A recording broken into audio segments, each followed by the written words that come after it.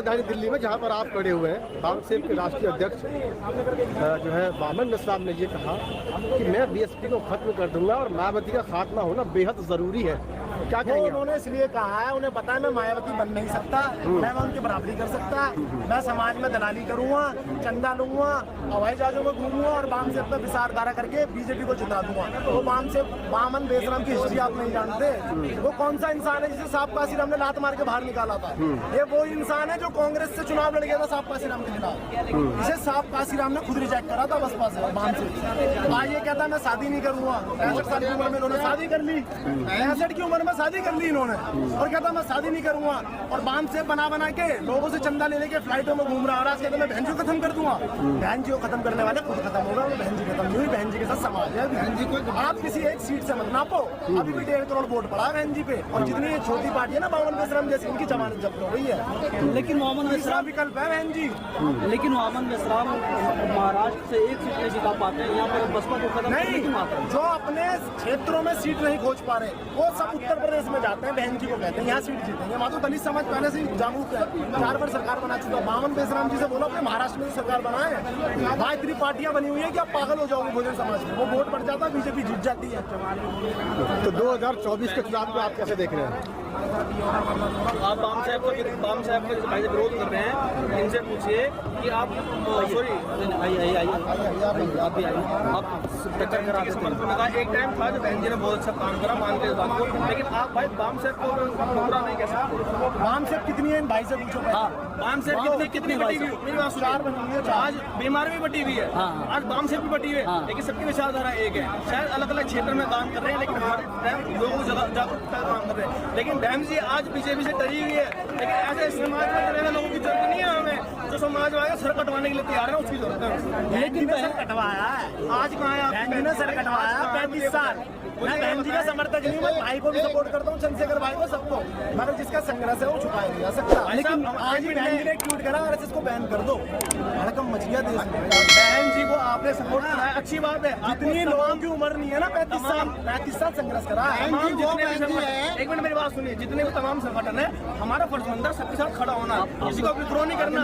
हमारे सुनने वाले कोई नहीं है भाई आज के टाइम में। मेरी बात सुनो, अगर आप एक को चुनोगे, एक का विद्रोह करोगे तो हमारा समाज टिका ही नहीं। लेकिन सामने किया है ना, आप पार्टियां बना के वोट बांट रहे हैं। क्यों किया है? मायावती की जवाब अभी भी बहुत पावर, अगर वो काम करे अपनी सत्ता हटा लेगी, लेकिन बीजेपी की डर से डरी हुई है। ऐसे डरपोक की जरूरत नहीं है हमें। आरोप वामन बेसराम बिल्कुल लग सकता है ना, लग सकता है, लेकिन एक बात बताओ, अब ये कह तो रहे कि वामन बेसराम को दलाल है, समाज की दलाली कर रहे हैं, कह तो रहे। क्या दलाली करी? आप बताओ क्या दलाली? 65 साल की उम्र में उन्होंने ये कहा था मैं शादी नहीं करूंगा। 65 साल की उम्र में ब्राह्मण लड़की से शादी कर ली, फ्लाइटों में घूमते हैं वो, ठीक है। और दलाली करने उत्तर प्रदेश में आते हैं जो बीएसपी की विरोधी पार्टी है, उनसे समझौता चढ़ के, और अपना प्रत्याशी खड़ा नहीं करते। वो जिस सीट पे, उस सीट पे पैसा लेके अपने प्रत्याशी का समर्थन वो अदर पार्टी में। कौन सी सीट का पैसा लेकर पूछे? कितनी सीटों पे पैसा लिया है? मुजफ्फरनगर की सीट पे देख लो, BRRS सुबह की सीट पे देख लो, कितनी सीटों पे दलाली करके, और आज कहते बहन जी खत्म कर दूंगा। पागल हो गए वामन बेसराम जी। अगर उन्होंने अगर वो बीएसपी की अगर वो ऐसा कहते ना यूपी में, ठीक है, बहन जी को खत्म कर दो, दलाली करिए, पैसा खाया है, लेकिन ये जनता वामन बेसराम है जिसे साहब काशीराम ने अपने साइन करके बाहर निकाल दिया था।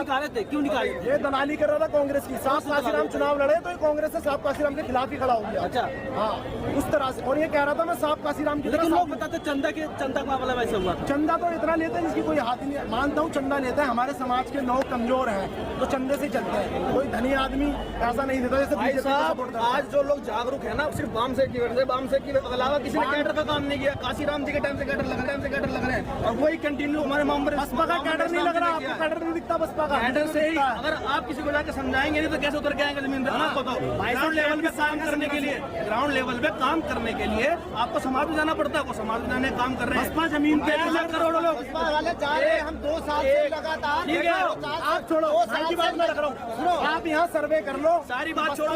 2 साल से लगातार आप मुझे ये बताएं, ये आप बहुजन समाज के भाई भी मेरे हैं। नहीं, हम एक तरफ में बात कर रहे हैं, आपस में तरफ में बात कर रहे हैं। आप ये बताएं, चंद्रशेखर भाई भी हमारे हैं, मायावती भी हमारे, सब हमारे हैं, सब। मगर हमें बटना नहीं है। आप ये बताएं, पार्टी हमारी एक ही, तमाम संगठन के लोग यहाँ, मायावती जी है यहाँ, मायावती मंत्री है यहाँ, कोई विधायक है यहाँ, मुझे जवाब हम है तो क्या अध्यक्ष है तो हम भी तो हैं, हम भी ये तो राजेंद्र पाल गौतम जी कौन है? पहले बसपा से तो निकले हैं, तभी तो आम आदमी पार्टी की टिकट लेके जीते हैं। मैं आपको बता रहा हूँ बट कैसे रहे। बुलंदशहर सीट पे भी चुनाव हुआ है पिछले साल। हाजी आमिन जी एसपी से लड़े और एक मुस्लिम प्रत्याशी बसपा से लड़ा है। ठीक है, वोट उसे 55,000 पड़े हैं और 65,000 वोट वाला बुलंदशहर से बीजेपी का प्रत्याशी जीत गया। जो 15,000 वोट था वो एसपी खींच के ले गई और बीएसपी तीसरे नंबर पे खड़ी हो गई, बीजेपी जीत गया। इस तरह से हम हार रहे हैं। क्या सही है? मेरी बात सुनिए जनाब, आप हम विश्वास करते हैं क्रांति में, हम विश्वास करते हैं लड़ने में। जब तक भीमा कोरेगांव नहीं होगा ना, तब तक कुछ नहीं होने वाला है यहाँ पर। अगर हमारे एक का सर कट रहा है ना, हमें 2 का सर काटने पड़ेंगे। भाई राजनीति की बात कर रहे हैं तो ईवीएम का विरोध करना पड़ेगा। ईवीएम ही साली उनकी सबकी। अगर हम वोट अगर वोट दे रहे हैं ना तो 60-40 का इसमें सेट किया हुआ 60-40 का ईवीएम का विरोध 2017 के चुनाव में सबसे पहले बहन जी ने कहा था, ईवीएम हटा के चुनाव हटा दो, राजनीति छोड़ लेकिन दो। चुनाव हटा दो कहना अलग बात है, लेकिन उसके लिए सड़क पे उतरना एक अलग बात है। बहन जी ने सड़क पे काम करा 35 साल। अब ईवीएम के लिए कोई आंदोलन किया गया बीएसपी पुरानी ने? बात हो गई है, पुरानी सबसे बात पहले बहन जी ने बीजेपी के लिए कहा था बिना ईवीएम हटा के चुनाव करवा दो बैलेट पेपर से, मैं राजनीति छोड़ दूंगा, बीजेपी सत्ता में आ करवा कौन दो भाई? जानते हो जो तीसरे नंबर की पार्टी है उसको रास्ते पे उतरना चाहिए था ईवीएम के खिलाफ। अपने सुप्रीम को मॉल बनाने में जानते हैं। तो मॉल कोई नहीं बनाता। लोगों की ये प्रवृत्ति है कि बहन जी पुरानी है, दलित घर से है तो चप्पलों में घूमे, झुग्गियों में घूमे। ये तो हो नहीं सकता। उससे सी बात की है। यहाँ बहन जी फंड का प्रयोग नहीं कर रही है। आपको लग रहा है घूम रहे हैं, फंड का प्रयोग कर रहे हैं, अच्छे कपड़े पहने, यहाँ बहन जी बहन जी 4 बार मुख्यमंत्री बन चुकी है, कोई बन के तो दिखा दे कैसे बन जाएगा। बनाया गया है ना, बनाया तो जनता ने है ना भैया, लेकिन आज जनता नहीं बना रही है। बनाया है सर। देखो जो पार्टी के राष्ट्रीय अध्यक्ष हैं उनकी जमानत करता हूँ, मैं नाम नहीं लेना चाह रहा। आप जानते हो राजनीति, अगर सपना चौधरी नाचेगी ना तो यहाँ लाखों की तादाद में इकट्ठे हो जाएंगे लोग। अगर सपना चौधरी हरियाणा से चुनाव लड़ती है ना तो मात्र 1400 वोट पड़ते हैं। वोट में समाज पे विश्वास बनाना बहुत बड़ी बात है। वो सपना चौधरी है, हम यहाँ पे दलित की बात कर रहे हैं और चौधरी वोट को ना जोड़ो हमारे बीच में, दलित की बात। सुनिए आपने कहा कि बहन जी ने कहा कि एक बार बिना ईवीएम के चुनाव करा दो। आपका कहने का मतलब है कि ईवीएम से बीजेपी चुनाव जीत गई। सुन लीजिए अब ये जो वामसे वाले भाई यहाँ पे खड़े हुए हैं, इनका आंदोलन है अभी। हम वाम सेफ के नहीं, सपोर्टर तो है, सपोर्टर तो है ना आप उनके। मैं भी समाज से, मैं भी, हम मिशन के, हम मिशन के। चलिए ठीक है, लेकिन आप मुझे वामसेप के समर्थक आपकी बातों से लग रहा है तो मैं आपको समर्थक कह सकता हूँ। ठीक है भैया, आप बीएसपी तरफ से आपने उठाया सवाल ईवीएम पे। ये वामसेप वाले अभी अगले महीने ईवीएम के खिलाफ आंदोलन कर रहे हैं और कंटिन्यू करते भी रहते हैं।